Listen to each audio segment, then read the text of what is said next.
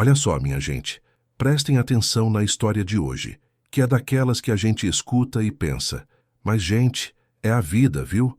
A gente começa essa prosa lá no interiorzão de Minas Gerais, num lugar que nem tem nome direito no mapa. Só quem é da região conhece.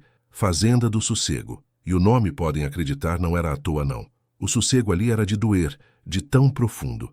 Nosso personagem é o João. Um rapaz forte, com 20 e poucos anos, que tinha o sol e o cheiro de café grudados na pele desde que nasceu. O João não era burro, muito pelo contrário. Ele era um menino inteligente que devorava livro didático e lia o jornal velho que chegava embrulhando as compras da feira como se fosse a Bíblia. Só que a Fazenda do Sossego, por mais amorosa que fosse, tinha um teto baixo demais para os sonhos dele. O dia a dia do João era feito de rotina. Acordar antes do galo, ajudar o pai na lida com o gado, tomar o café coado na hora pela avó Alzira, aquele café que parecia abraço de mãe, e passar a tarde consertando cerca, ou então, se estivesse chovendo, lendo na varanda. Era bonito, era paz pura, mas o João sentia uma coceira na alma. Ele olhava para a paisagem montanhosa, verde que só, e pensava: é lindo, pai, mas parece que o mundo está acontecendo em outro lugar. E o outro lugar, vocês já sabem, era a capital. A cidade que não dorme, o monstro de concreto que engole e cospe gente nova todo dia. São Paulo. O pai dele, seu Zé, um homem da terra, de poucas palavras e muita sabedoria, via a inquietação do filho. Ele via o João ligando a televisão velha, tentando sintonizar o sinal ruim, só para ver reportagem de gente de terno falando rápido, correndo de um lado para o outro. Que pressa é essa, João? Seu Zé perguntava enquanto afiava o facão. Não é pressa, pai. É vida. Aqui a vida é devagar demais. Eu quero ter um carro que não seja trator. Quero vestir roupa que não tenha cheiro de esterco. Quero falar inglês e sentar numa mesa grande e tomar decisões importantes. Era ambição pura, cristalina. E o seu Zé, no fundo, entendia. Ele mesmo, quando jovem, tinha sonhado com a cidade, mas a terra chamou mais alto.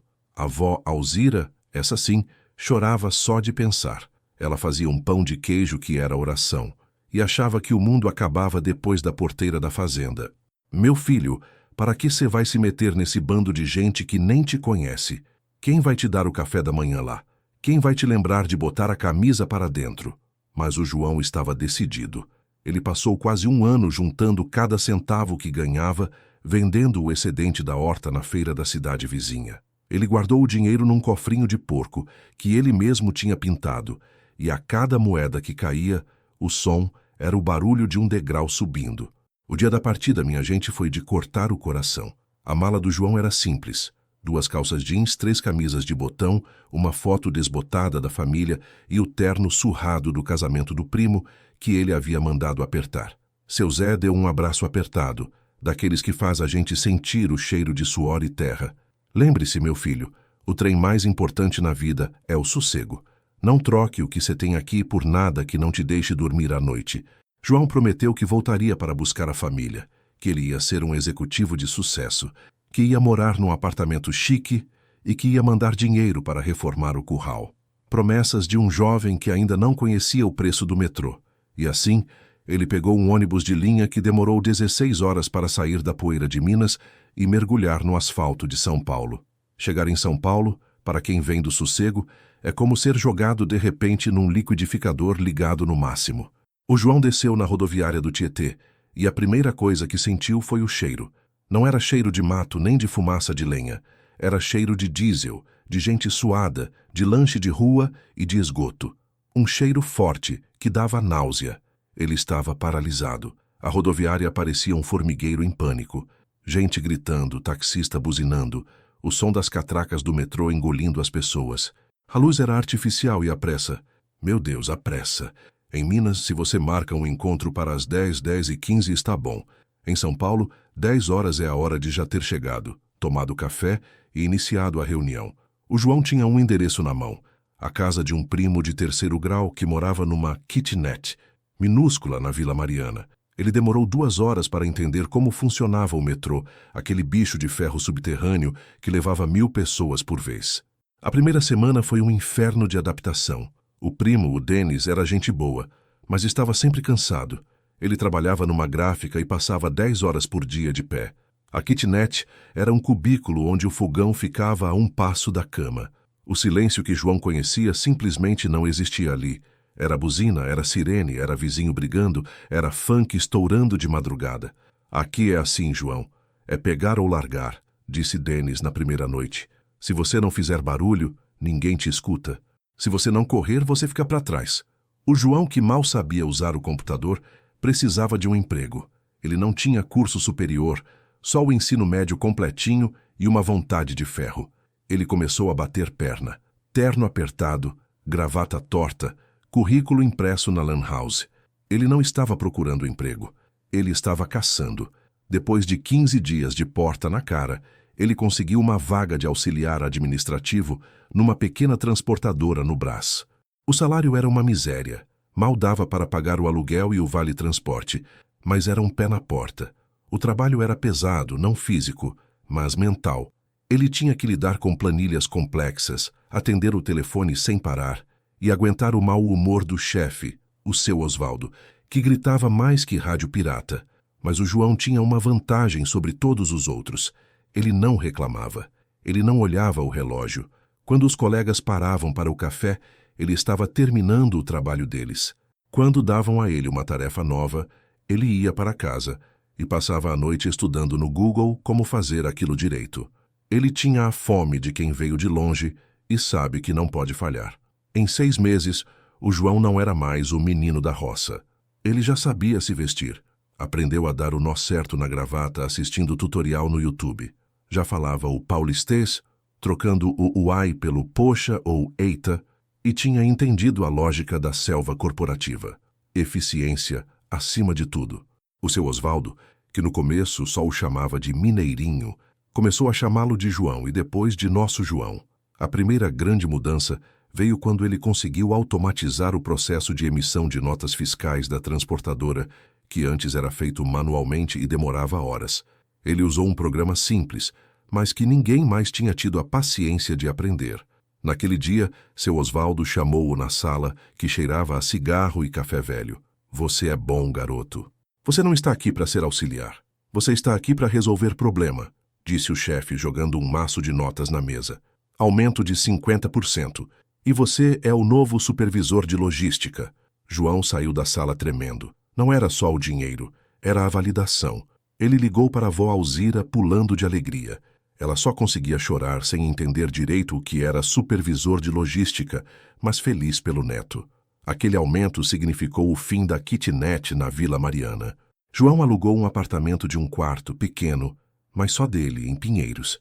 Pinheiros, um bairro chique, perto de tudo, onde ele podia ir a pé para o trabalho novo, que não demorou a chegar. O mundo da transportadora já estava pequeno demais.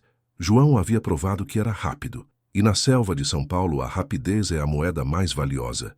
Um headhunter, desses caçadores de talentos que trabalham para as grandes empresas, achou o currículo dele num site de empregos.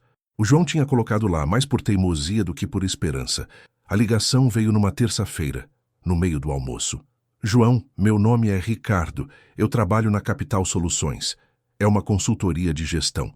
Vimos seu histórico na transportadora e ficamos impressionados com a sua curva de aprendizado. Queremos te testar. Temos uma vaga de analista sênior. Analista sênior. João mal sabia o que era um analista júnior, mas não hesitou. Claro, Ricardo, pode marcar a entrevista. Ele pesquisou sobre a Capital Soluções.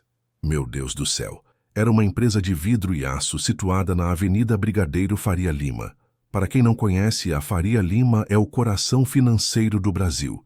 É onde o dinheiro circula rápido, onde os prédios parecem espelhos e onde o salário de um estagiário é o que o seu Zé ganha em 6 meses de colheita. João se preparou como se fosse para uma guerra. Ele comprou um terno novo, cinza escuro, que custou uma fortuna. Ele teve que parcelar em 10 vezes no cartão. Ele cortou o cabelo no barbeiro chique e treinou a postura no espelho. Ele precisava parecer que pertencia àquele lugar. A entrevista foi um show de horrores e fascínio. A sala de espera tinha café gourmet e água saborizada. As pessoas que passavam falavam em inglês e usavam termos que João nunca tinha escutado. Due diligence, compliance, pivotar. Mas quando chegou a vez dele, Ele não tentou fingir que era quem não era. Ele falou sobre a roça, falou sobre a necessidade de otimizar o tempo e falou sobre a fome. Eu não estudei em faculdade de primeira linha, mas eu trabalho mais horas do que qualquer um que se formou nelas. Eu não tenho medo de errar, eu tenho medo de não tentar. E eu garanto que o problema que vocês me derem, eu resolvo, ele disse, olhando firme para a diretora de RH. Eles gostaram da raça. Gostaram da pegada de quem não tinha nada a perder. O João foi contratado. O salário era 4 vezes o que ele ganhava antes. Naquele momento, ele sentiu que tinha vencido. O sossego estava a anos-luz de distância. Ele era um executivo. Ele estava na Faria Lima. A ascensão do João foi meteórica. Na Capital Soluções, a cultura era de competição feroz e recompensa imediata. Ou você entregava resultados rápidos, ou era engolido. E o João entregava. Ele virava à noite no escritório, dormia 3 ou 4 horas e estava de pé antes do sol nascer, lendo e-mails e planejando o dia. Ele tinha a energia de quem está com sede e encontra um poço. Em 1 ano, ele foi promovido a coordenador de projetos. Em mais 18 meses, ele era gerente sênior, responsável por uma equipe de 10 pessoas, todas formadas nas melhores universidades do país, e todas muito mais novas do que ele no cargo. O João, o menino que cheirava a mato, agora cheirava a perfume importado e usava relógio caro. Ele havia trocado o ônibus lotado pela Uber Black. Ele não morava mais em Pinheiros. Ele havia se mudado para o Itaim Bibi, um dos bairros mais caros de São Paulo, onde os restaurantes tinham manobrista e os prédios tinham segurança 24 horas e piscina na cobertura. Ele tinha tudo o que havia sonhado. O apartamento dele era no 20º andar. De lá, ele olhava para o mar de concreto e luzes da cidade. Era lindo, era opulento, era a prova viva de que ele tinha vencido a vida.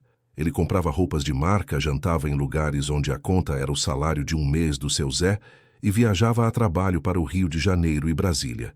Ele era o exemplo de sucesso. Quando ele falava com a avó Alzira, a voz dele estava diferente, mais rápida, mais impaciente. "Tudo bem, vó? O que você está fazendo?" "Tô fazendo um bolo de fubá, meu anjo." "E cê? Tá comendo direito?"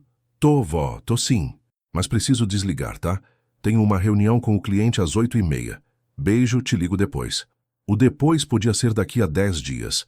A verdade é que o João estava viciado na adrenalina. O status, o poder de decidir o futuro de projetos milionários, a sensação de ser indispensável. Ele era o cara que fazia acontecer. Mas, minha gente, a cidade grande cobra um preço. E esse preço não está na nota fiscal, nem no extrato bancário. O preço é pago com a alma. A vida do João virou uma corrida constante. Ele tinha 3 telefones, o pessoal, o de trabalho e o do cliente principal, e todos tocavam o tempo todo. Ele não tinha mais horário de almoço. Comia sanduíches gourmet na frente do computador. Ele não tinha fim de semana. Ele tinha tempo de preparação para a próxima semana. Ele estava sempre ligado, sempre alerta. Ele começou a desenvolver alguns hábitos estranhos. Ele roía as unhas até sangrar. Ele não conseguia ficar parado na fila do caixa. Precisava estar mexendo no celular. E o pior, o sono sumiu. Ele deitava na cama king size, no apartamento luxuoso, com ar-condicionado na temperatura perfeita, e o cérebro dele não desligava. Ele ficava repassando as planilhas, os e-mails, as possíveis falhas dos projetos. Ele bebia um copo de uísque caro para tentar relaxar. Depois 2, depois 3. Não funcionava. Ele acordava às 3 da manhã com o coração acelerado, sentindo que tinha esquecido de fazer algo crucial. A paz, aquele sossego que ele tinha deixado para trás em Minas, agora era um luxo que ele não podia pagar. Um dia, no meio de uma reunião importante com investidores, o ar na sala de reunião pareceu sumir. João estava apresentando um slide sobre a projeção de lucros quando sentiu um aperto no peito, como se um trator tivesse estacionado em cima dele. O coração começou a bater tão forte que parecia que ia rasgar o terno Armani. Ele tentou respirar, mas o ar não vinha. Ele suava frio, as mãos tremiam e as palavras sumiram da boca. Ele estava tendo o que os médicos chamam de ataque de pânico. Mas para o João era só o medo da morte vindo buscá-lo no meio da Faria Lima. Ele se desculpou, saiu correndo da sala e se trancou no banheiro. Ele se ajoelhou no chão de mármore e tentou se acalmar. O que é isso, meu Deus? Eu estou morrendo? Ele pensou. Ele ficou lá por 10 minutos até que a respiração voltou ao normal. Ele lavou o rosto, arrumou a gravata e voltou para a reunião, sorrindo amarelo, dizendo que tinha tido uma queda de pressão. Ninguém desconfiou. Naquele ambiente, o estresse era visto como um sinal de dedicação. Mas o João sabia. Alguma coisa estava quebrada dentro dele. O corpo dele, que aguentava sol a pino e trabalho braçal pesado, estava se recusando a aceitar o luxo e a pressão do mundo executivo. Ele estava no topo da montanha que havia sonhado escalar, mas o ar lá em cima era rarefeito e tóxico. Ele começou a ter esses ataques com frequência. No táxi, no elevador, até mesmo assistindo televisão. Era sempre a mesma sensação. A morte está chegando e você está sozinho. Ele procurou um médico, que lhe deu a receita do remédio para dormir e do ansiolítico. Estresse, meu caro João. Você precisa desacelerar, disse o médico, um homem jovem, com olheiras profundas, que parecia mais estressado do que ele. Como eu desacelero? Se eu desacelerar, eu perco a vaga, perco o salário, perco tudo o que eu construí, pensou João. Ele estava preso. Preso numa gaiola de ouro, mas ainda assim, uma gaiola. Aquele cheiro de café coado da avó Alzira começou a invadir a memória dele nos momentos mais impróprios. Ele se pegava no meio de um relatório complexo, lembrando do silêncio da noite na roça, onde o único som era o do grilo. Ele estava rico, poderoso, respeitado, mas ele não tinha mais paz. O contraste era cruel. Ele havia trocado o sossego pela ansiedade, a simplicidade pela complexidade tóxica e o cheiro da terra pelo cheiro de ar-condicionado central. O João tentava se convencer de que valia a pena. É só uma fase. Quando eu for diretor, vou ter tempo, ele dizia para si mesmo. Mas ele olhava para o diretor dele, o Dr. Renato, um homem de 50 anos, divorciado 3 vezes, que vivia de dieta e falava ao celular até durante a missa de domingo. O Dr. Renato tinha mais dinheiro do que podia gastar, mas os olhos dele pareciam vazios. Ele não estava feliz. Ele estava apenas ocupado. O João percebeu que a linha de chegada não existia.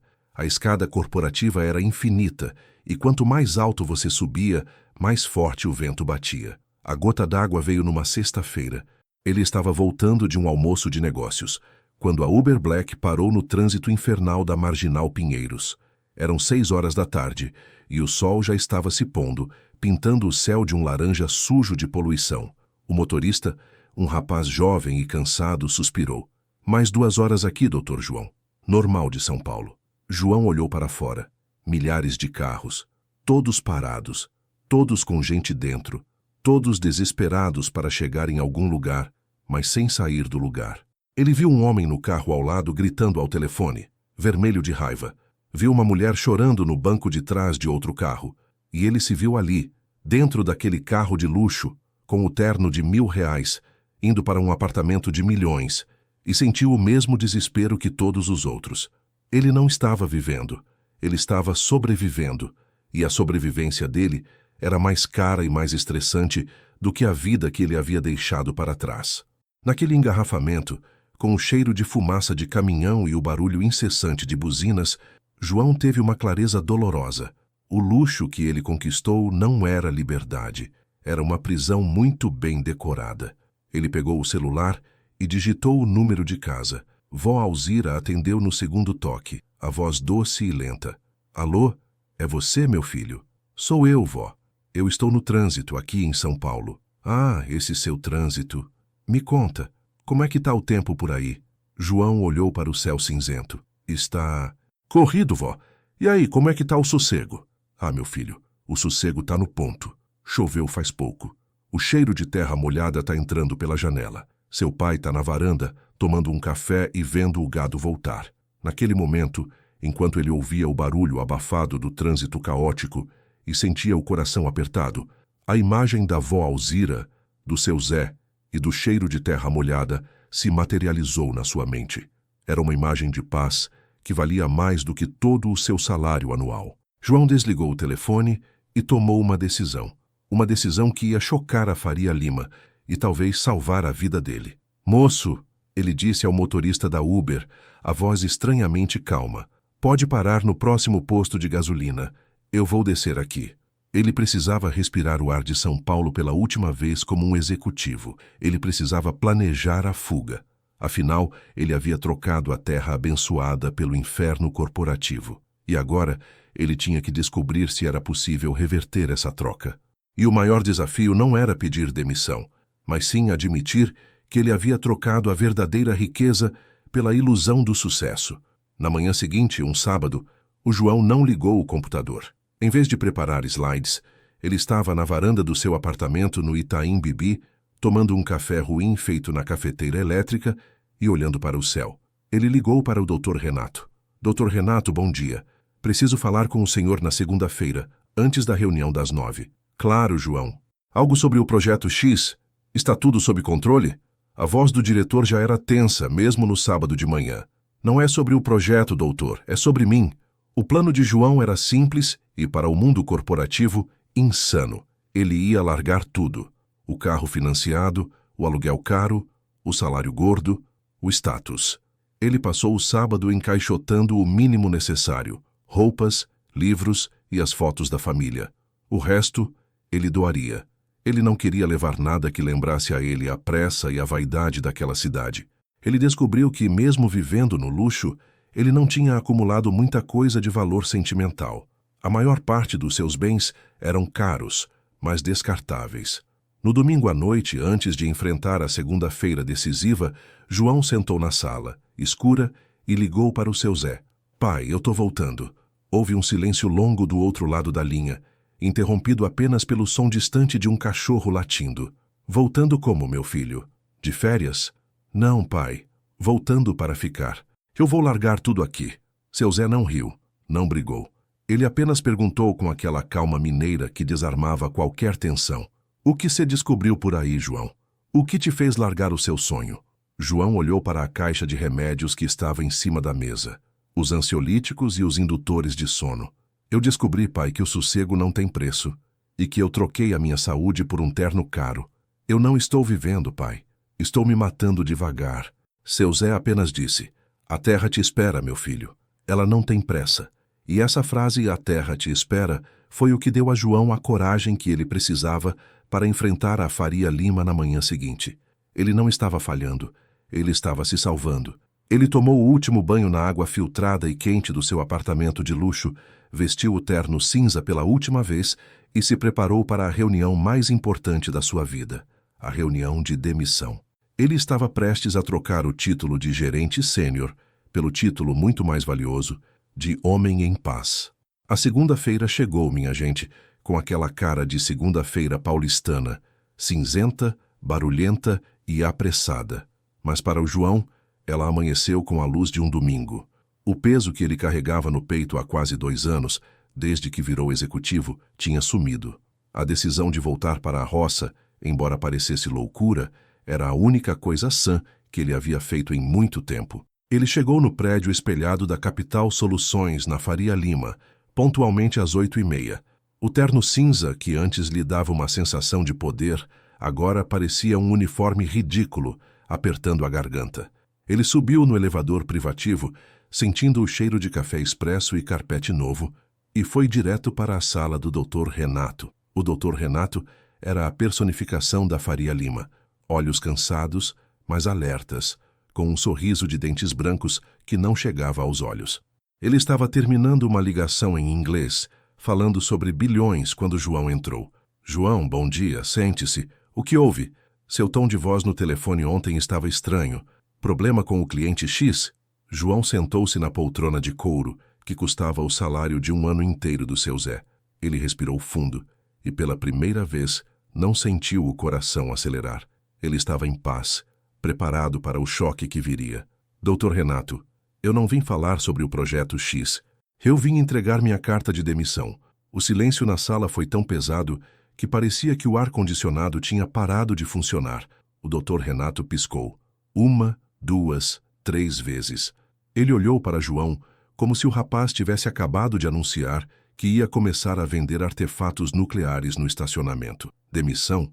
João, você está brincando. Hoje é 1º de abril? Não, espere. É setembro. Não estou brincando, doutor. Estou falando sério. Eu estou deixando a Capital Soluções. Estou deixando São Paulo. Estou voltando para Minas. O Dr. Renato tirou os óculos e esfregou a testa. A máscara de executivo implacável caiu um pouco. Escute, João. Eu sei que o ritmo é pesado. Mas quem disse que seria fácil? Você está no topo, cara. Você é um case de sucesso. Você saiu do nada e em 3 anos está ganhando mais do que a maioria dos meus gerentes que têm MBA em Harvard. O que é isso? Pressão? É estresse? Te dou 60 dias de férias remuneradas. Vai para o Caribe, relaxa. Depois você volta. Não é férias que eu preciso, doutor. Eu preciso de vida. Eu preciso de silêncio. João colocou a caixa de remédios que ele carregava no bolso interno do paletó sobre a mesa de vidro. Os ansiolíticos, os indutores de sono e os comprimidos para o estômago. O senhor vê isso aqui, doutor? Isso é o meu salário real. Eu troquei o sossego por essa porcaria. Eu não durmo há meses sem ajuda química. Eu tenho ataques de pânico no elevador. Eu não tenho um dia de paz desde que comecei a usar esse terno. O Dr. Renato olhou para a caixa de remédios. Ele não estava chocado com o conteúdo, mas com a honestidade. Afinal, a maioria dos executivos ali tomava a mesma coisa, mas ninguém admitia em voz alta. João, isso é a realidade da alta performance. A gente lida com isso. Se você quer mais dinheiro, eu te dou. Aumento de 20% agora. Te promovo a diretor associado. Você é valioso demais para a gente te perder por causa de uma crise de ansiedade. A oferta era tentadora. O Dr. Renato estava jogando a isca mais gorda que podia. Diretor associado. O João de 3 anos atrás teria vendido a alma por esse cargo, mas o João de agora só sentia nojo. Doutor, o senhor não está entendendo. O senhor está tentando comprar a minha paz. E eu descobri que ela não está à venda. Nem por 20%, nem por 100%. Eu não quero ser o senhor daqui a 20 anos. Eu não quero ter que comprar a minha saúde de volta. Eu estou fora. João se levantou. Sua postura era firme, a voz baixa, mas resoluta. Eu agradeço a oportunidade. Eu aprendi muito, mas eu não nasci para ser um robô de planilha. Eu nasci para sentir o cheiro da chuva e ver o sol nascer sem me preocupar com o deadline de um cliente que eu nunca vi na vida. Ele estendeu a mão para o Dr. Renato, que a apertou, ainda em estado de choque. Você vai se arrepender, João. Você vai descobrir que a roça é chata, que o sossego é tédio, e quando você quiser voltar, a porta estará fechada. O mercado não perdoa quem desiste do sucesso. Talvez, disse João, já caminhando para a porta, mas pelo menos eu vou ter dormido a noite inteira. O resto daquela manhã foi uma loucura silenciosa. A notícia da demissão de João se espalhou pelo andar de vidro e aço como um vírus. As pessoas o olhavam com uma mistura de inveja e pena. O que ele fez? Foi mandado embora e está fingindo que pediu demissão? Não, ele está largando o emprego para plantar café. Os colegas mais próximos tentaram fazê-lo mudar de ideia. A Maria, que era da equipe de RH, puxou-o para um canto. João, você está no seu pico. Você não pode fazer isso. Você vai virar o quê? Um ermitão? Pensa no seu currículo. Um buraco de 3 anos na Fazenda do Sossego? O meu currículo, Maria, vai ser a minha vida. E ela está falida aqui. Ele passou a tarde limpando a mesa. Devolveu o laptop de última geração, o celular corporativo, o crachá. A cada item que ele entregava, sentia-se mais leve. Era como se ele estivesse desfazendo um feitiço. Quando ele saiu do prédio, às 5 da tarde, ele fez algo que não fazia há anos. Ele não pegou um Uber Black. Ele desceu a Brigadeiro Faria Lima a pé. Era o horário de pico. A rua estava fervilhando de gente vestida exatamente como ele. Todos com pressa, todos com fones de ouvido, todos com a mesma expressão de tensão no rosto. Ele olhou para aquela multidão de executivos e percebeu que eles eram todos prisioneiros de uma mesma ilusão, a de que a felicidade se compra com dinheiro e se mede com status. Ele jogou a gravata no lixo de uma lixeira pública. O terno, ele já sabia, seria o próximo a ir embora. A semana que se seguiu foi dedicada à desconstrução da vida de executivo. João tinha um carro de luxo financiado, um SUV preto que ele havia comprado por impulso. Ele o vendeu com urgência, perdendo dinheiro, mas ganhando tempo. O dinheiro que sobrou, ele usou para quitar dívidas e para comprar uma passagem de ônibus. O apartamento no Itaim Bibi era um símbolo de sua ascensão, mas também de sua solidão. Ele passou 3 dias encaixotando o que restava. Ele não tinha amigos de verdade em São Paulo. Ele tinha contatos. Ninguém perguntou se ele estava bem. Apenas se ele estava networking. Ele doou a maioria das roupas de grife. O relógio caro ele guardou, pensando em vendê-lo depois, se precisasse de um capital inicial para recomeçar. Na quinta-feira, ele estava sentado no chão vazio do apartamento, com apenas a mala surrada que ele trouxe de Minas e uma mochila. Ele cancelou a internet, a TV a cabo e fechou as contas bancárias de luxo. O silêncio do apartamento vazio era ensurdecedor. Pela primeira vez, ele conseguia ouvir o barulho do vento, em vez do barulho dos seus próprios pensamentos em pânico. Ele notou que, desde que havia tomado a decisão, ele não precisou mais dos remédios para dormir. Ele deitava no colchão de ar que havia comprado e dormia como uma pedra, acordando apenas quando o sol entrava pela janela. O corpo estava se curando, rejeitando o veneno da cidade grande. No último dia, ele foi até a janela do 20º andar. Olhou para a cidade que parecia infinita. O mar de luzes que ele havia achado opulento e promissor agora parecia um pântano luminoso, onde a gente afunda devagar. Eu te venci, ele sussurrou para a cidade, mas por pouco você não me mata. Ele não estava voltando de mãos vazias. Ele estava voltando com a lição mais cara da sua vida, a de que a verdadeira riqueza não se mede em dígitos bancários, mas em batimentos cardíacos lentos e regulares. O João não pegou o Uber para a rodoviária. Ele chamou um táxi simples, um carro velho e barulhento, que o lembrou dos carros que rodavam lá no interior. Na rodoviária do Tietê, a mesma onde ele havia chegado 3 anos antes, ele estava diferente. Ele não estava mais paralisado pelo medo da novidade, mas pela tranquilidade da certeza. Ele vestia uma camiseta simples, jeans e um tênis gasto. O terno cinza ficou pendurado no armário do apartamento, doado para a faxineira do prédio. Ele comprou a passagem para Minas. O ônibus era o mesmo, cheiro de estofado velho e ar-condicionado fraco. Ele sentou na poltrona da janela, a mala no bagageiro de mão, e esperou o motor começar a roncar. A viagem de volta foi um bálsamo para a alma. A primeira metade foi a luta para sair de São Paulo. O trânsito, a poluição, os outdoors gigantescos vendendo coisas que ele não precisava. Mas, a cada quilômetro que o ônibus percorria para o interior, a paisagem começava a mudar. O concreto dava lugar ao verde. Os prédios altos se transformavam em morros cobertos de mata. O cheiro de diesel e esgoto era substituído pelo cheiro de terra e de mato úmido. João encostou a cabeça no vidro e fechou os olhos. Ele podia sentir a tensão saindo dos ombros, a rigidez da coluna se desfazendo. Ele não precisava mais verificar o celular a cada 5 minutos. Ele não precisava se preocupar com e-mails urgentes. O mundo corporativo estava girando sem ele e, para surpresa dele, o mundo não havia acabado. Ele observou a vida nas pequenas cidades que o ônibus parava. Viu gente sentada na praça, jogando conversa fora, sem a pressa assassina que dominava São Paulo. Viu crianças brincando na rua, sem medo dos carros de luxo que aceleravam nas avenidas. Ele percebeu que, em São Paulo, ele era o centro do seu próprio furacão. Em Minas, a vida era coletiva, calma, e o tempo era um amigo, não um inimigo. Quando o ônibus cruzou a placa que dizia "Bem-vindo a Minas Gerais", João sentiu um alívio tão grande que quase chorou. Era como se ele tivesse voltado para a casa depois de uma guerra.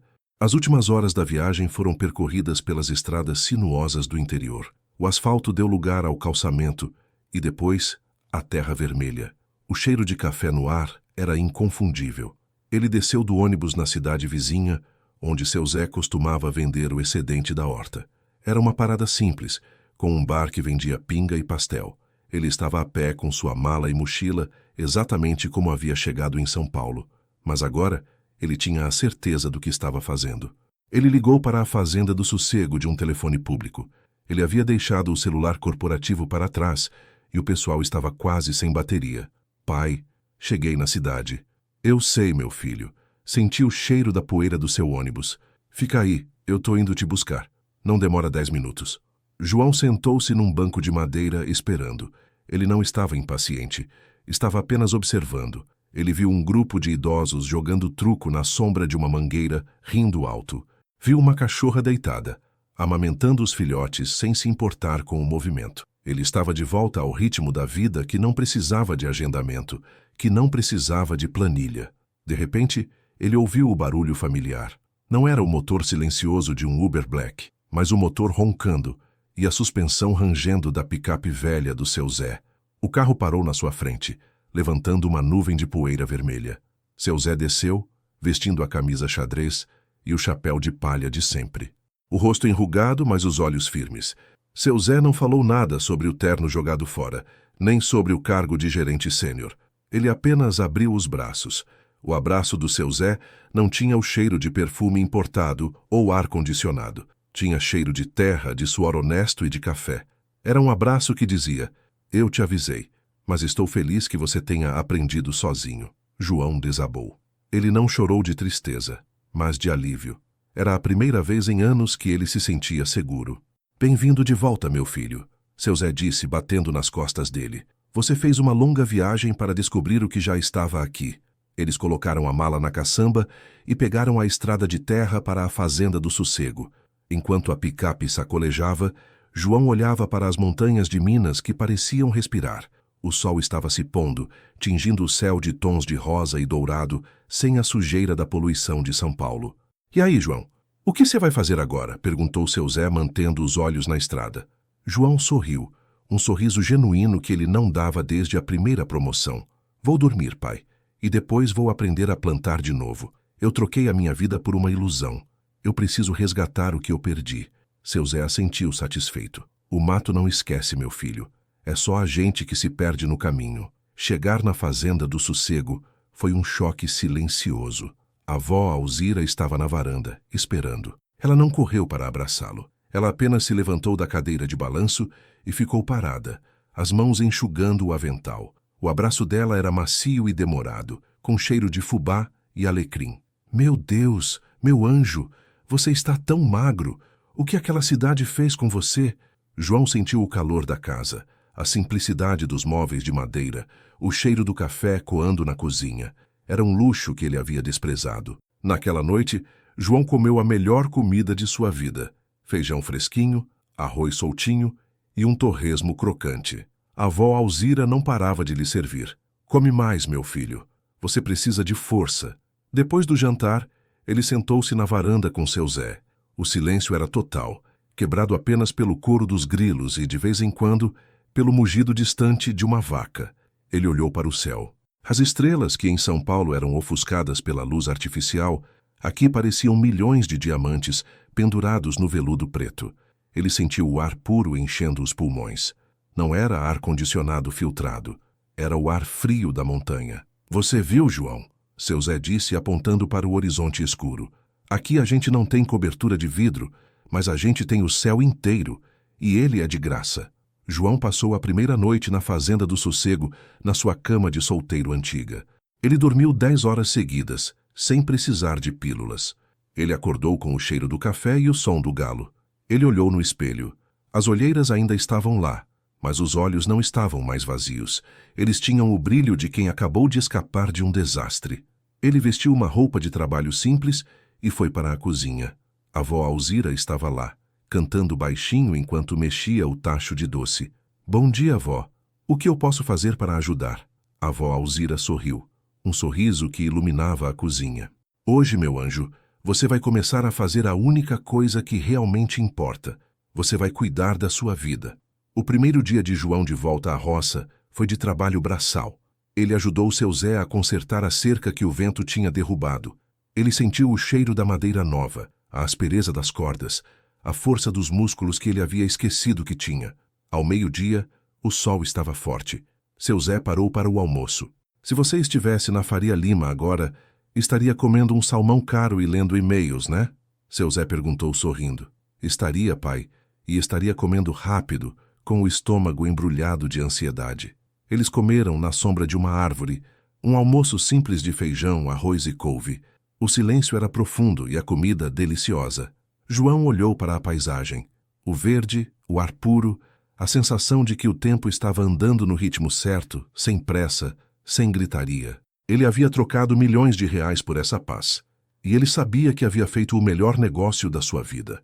O desafio agora era se reajustar. O corpo estava em casa, mas a mente, acostumada à adrenalina e à velocidade do concreto, Ainda precisava de tempo para se acalmar e entender que não precisava mais lutar para sobreviver. Ele tinha que reaprender a viver devagar. O desafio, minha gente, não era só o braçal, não. O corpo do João, aquele menino forte que cresceu no sol, logo se acostumou de novo com o peso do machado e o cheiro do esterco. O desafio era o mental. A cabeça dele, acostumada a rodar a 1000 por hora, a processar planilhas gigantescas e a pensar em 3 fusos horários diferentes, não sabia mais andar devagar. Ele estava ali, debaixo do sol de Minas, ajudando seu Zé a capinar o mato em volta dos pés de café, mas a mente dele ainda estava em São Paulo. Ele se pegava no meio do trabalho pensando: será que o Dr. Renato conseguiu fechar aquele contrato? Será que a Maria deu conta da apresentação? Era o vício na adrenalina, na urgência, na sensação de ser o centro do universo corporativo. Seu Zé, que era mais observador que telescópio, percebia a inquietude do filho. Que pressa é essa com a enxada, João? A terra gosta de calma. Se você brigar com ela, ela te devolve em erva daninha, seu Zé disse sem parar o trabalho, mas com a voz mansa. João parou, enxugou o suor da testa e riu sem graça. Desculpa, pai. É que eu estou acostumado a fazer as coisas pensando no prazo de entrega. Se a gente demorar, o concorrente passa na frente. Concorrente? Seu Zé largou a enxada, olhou para o morro verde e profundo, onde a vista se perdia no horizonte. Aqui, meu filho, o único concorrente que a gente tem é a chuva que não chega ou a geada que pega desprevenido. E isso a gente não controla com pressa, só com paciência e fé. João estava reaprendendo o conceito de tempo. Em São Paulo, o tempo era dinheiro. Na Fazenda do Sossego, o tempo era vida. Era o ciclo da natureza, lento, mas implacável. Ele passou as primeiras semanas lutando contra a vontade de checar o e-mail, de ligar a televisão para ver notícias do mercado financeiro. Na Fazenda, a internet era precária, um sinal fraco, que mal dava para mandar um áudio no WhatsApp para a avó Alzira. Isso foi, na verdade, uma bênção. Ele foi forçado ao detox digital. O corpo dele começou a responder. Depois de um mês, as olheiras diminuíram. Ele estava mais bronzeado, mais forte fisicamente. E o mais importante, ele estava dormindo. Aquele sono profundo, sem pesadelos de deadlines perdidos ou de ligações de emergência às 3 da manhã, era o verdadeiro luxo. Ele jogou fora os indutores de sono e os ansiolíticos. A farmácia dele agora era o ar puro e o cansaço honesto do trabalho. A avó Alzira era a enfermeira da alma dele. Ela cozinhava com amor, fazia chás de ervas para acalmar o estômago e, principalmente, não fazia perguntas sobre a Faria Lima. Você está em casa, meu filho. O passado já passou, ela dizia, enquanto passava a mão nos cabelos dele, como fazia quando ele era criança. Com o passar dos meses, João começou a integrar quem ele era antes com quem ele havia se tornado em São Paulo. Ele percebeu que o conhecimento que ele adquiriu não era inútil, apenas estava sendo usado para o propósito errado. Um dia, seu Zé estava reclamando sobre a dificuldade de organizar a entrega do café para a cooperativa. Era tudo feito no papel, na base do "eu anotei aqui, mas perdi a caneta". João viu ali um problema de logística e otimização de processos. Pai, e se a gente usar o computador velho que a gente tem guardado? A gente pode criar uma planilha simples com o nome do cliente, a quantidade e a data de entrega. Assim, a gente não perde nada e sabe exatamente quanto a gente pode prometer. Seu Zé coçou a cabeça, desconfiado de tanta tecnologia. Planilha? Que bicho é esse, João? É só um jeito de deixar as coisas mais organizadas, pai. É o que eu fazia em São Paulo, mas aqui a gente usa para vender nosso café, em vez de vender a alma. João passou algumas tardes ensinando seu Zé a usar um software básico. Ele aplicou o seu conhecimento de gestão de projetos, que na Faria Lima valia milhões, para gerenciar a colheita de café e a produção de queijo da avó Alzira.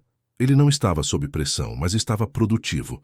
A diferença era que ele estava trabalhando para si e para a família, e não para o lucro insaciável de investidores que ele nem conhecia. O resultado foi imediato.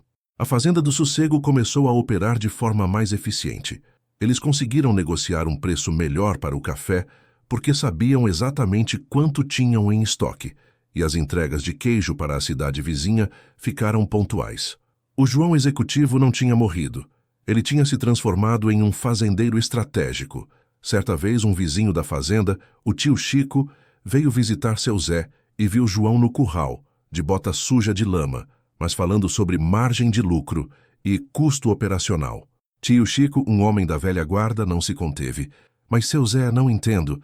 O João não era aquele executivo de terno que ganhava um rio de dinheiro em São Paulo? O que ele está fazendo aqui virando esterco? Seu Zé sorriu orgulhoso. O João estava rico lá, tio Chico. Mas ele estava pobre de tempo e pobre de paz. Ele veio para cá porque descobriu que a gente pode ter o dinheiro que for, mas se não tiver um coração sossegado, a gente não tem nada. E João, que ouviu a conversa de longe, concordou em silêncio. Ele havia entendido a matemática da vida. Em São Paulo, ele tinha uma conta bancária cheia e o vazio no peito. Na roça, ele tinha uma vida simples, mas uma plenitude que não cabia em planilhas. Ele percebeu que a vida de luxo era, na verdade, uma vida de escravidão. Ele era escravo do despertador, escravo das metas, escravo da imagem que precisava manter. O verdadeiro luxo era poder parar de trabalhar ao meio-dia para almoçar com a família. Era poder tomar um café na varanda sem sentir culpa. Era poder ver o pôr do sol sem ter o celular vibrando no bolso. Passou-se mais um ano. João já não era mais o menino que voltou de São Paulo. Ele era o João da fazenda do sossego. Ele havia se enraizado. Ele tinha o cheiro da terra de novo na pele. Ele ria mais e falava mais devagar. Ele havia encontrado uma moça na cidade, a Paula, professora da escola rural, que apreciava o ritmo calmo da vida e não se importava com o passado dele na Faria Lima. Ele não sentia mais falta do glamour. Quando via reportagens sobre São Paulo, sobre a pressa e a ostentação, ele sentia apenas um profundo alívio por ter escapado. Um dia, seu Zé estava mexendo em uns papéis antigos e achou uma foto de João. Era a foto tirada logo depois da primeira promoção na Capital Soluções. João estava de terno, com um sorriso forçado e um relógio que custava uma fortuna. Seu Zé mostrou a foto para o filho. "Olha só, João, parece outra pessoa."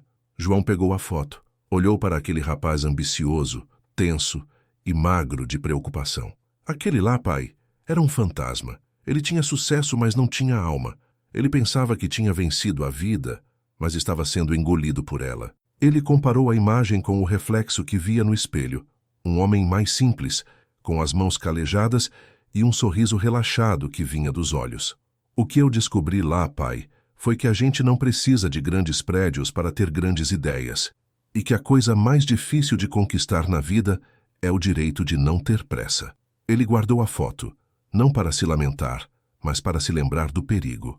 O João, que sonhava em tomar decisões importantes numa mesa de vidro e aço, agora tomava decisões muito mais vitais.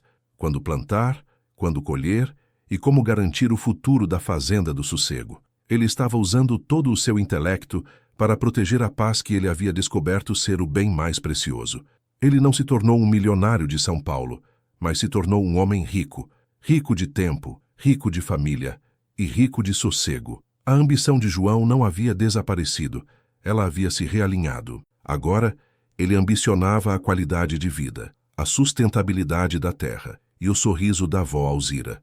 E assim, minha gente, a história de João termina onde começou, na fazenda do sossego. Ele estava sentado na varanda, no final de uma tarde de trabalho. Vó Alzira estava lá dentro, preparando o pão de queijo que era a sua oração diária. Seu Zé estava voltando do pasto, assoviando uma moda de viola. O sol se deitava calmamente por trás das montanhas e João sentiu aquele cheiro inconfundível de terra molhada e café fresco. Ele não tinha um carro importado, mas tinha o horizonte inteiro para olhar.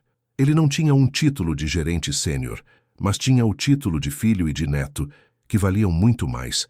Ele fechou os olhos, respirou fundo e sentiu o coração batendo no ritmo da natureza, lento e constante. A paz, ele finalmente compreendeu, não era algo que se comprava depois de atingir uma meta. A paz era o ponto de partida, era a base de tudo. João sorriu para o céu estrelado que começava a aparecer. Ele havia trocado a gaiola de ouro pela liberdade da terra. E ali, de volta ao mato, ele era finalmente o executivo-chefe da própria felicidade. E essa é uma história, meus amigos, que prova que nem todo luxo é ouro e que o trem mais importante da vida, como disse seu Zé, é o sossego. E esse A gente só acha quando a gente para de correr atrás do que não precisa e aprende a valorizar o que já tem. De 1 a 10, que nota você daria? Deixe nos comentários. Assim saberei que chegou até o final e o quanto esta história emocionou você.